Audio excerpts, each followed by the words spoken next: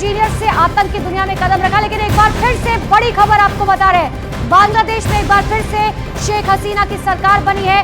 299 में से 165 सीटों पर शेख हसीना की पार्टी का कब्जा हो गया है। बड़ी खबर इस वक्त की, शेख हसीना की सरकार एक बार फिर से बांग्लादेश में कम बैक करती हुई। देखिए 299 सीटों पर वोटिंग हुई थी, 299 में से 165 सीटों पर शेख हसीना की पार्टी का कब्जा हो गया है। और लगातार देखिए पूरी दुनिया इस बात को मानती है कि बांग्लादेश में जब से शेख हसीना का राज हुआ है, बांग्लादेश के अंदर जो अवैध गतिविधियां लगातार बढ़ गई थी पिछले दिनों, वो जो है कहीं ना कहीं कम हुई है।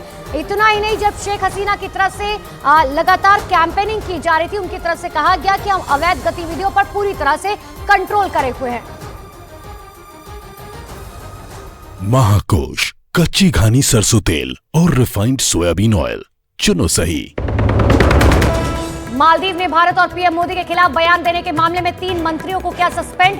भारत की कड़ी नाराजगी के बाद कार्रवाई। अपनी सरकार पर भड़के मालदीव के पूर्व उपराष्ट्रपति अहमद अदीब ने पीएम मोदी को बताया ग्लोबल लीडर।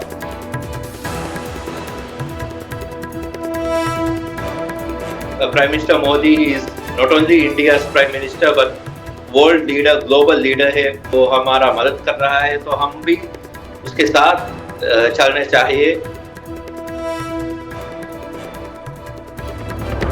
बिहार के शिक्षा मंत्री चंद्रशेखर का राम मंदिर पर विवादित बयान। मंदिर को बताया मानसिक गुलामी का रास्ता। आरजेडी नेता फतेह बहादुर के सनातनी विरोधी बयान का किया समर्थन।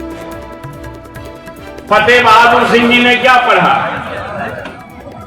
मंदिर का रास्ता मानसिक गुलामी का रास्ता होता है और फिर स्कूल का रास्ता प्रकाश का रास्ता दिखाता है।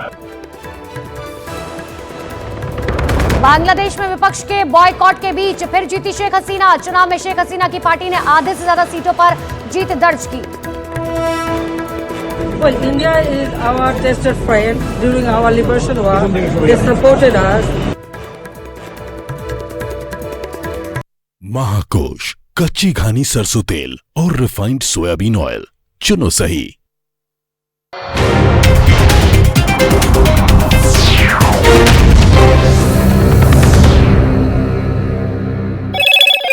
हेलो मोटो। मोटोरोला, भारत का सबसे अच्छा 5G स्मार्टफोन ब्रांड।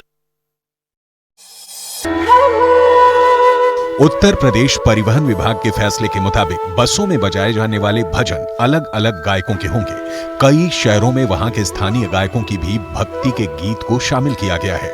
इस फैसले से अयोध्या जाने वाले हर यात्री के मन में रामोत्सव को लेकर उत्साह पैदा होगा। यानी हर यात्री किसी न किसी तरह से प्राण प्रतिष्ठा के इस कार्यक्रम से जुड़ सकेगा।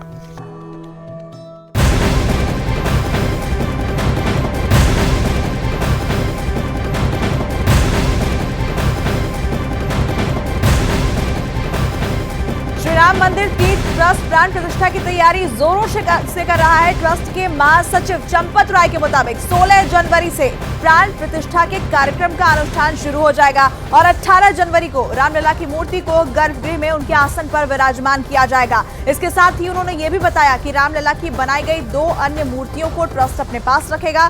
सभी मूर्तियों का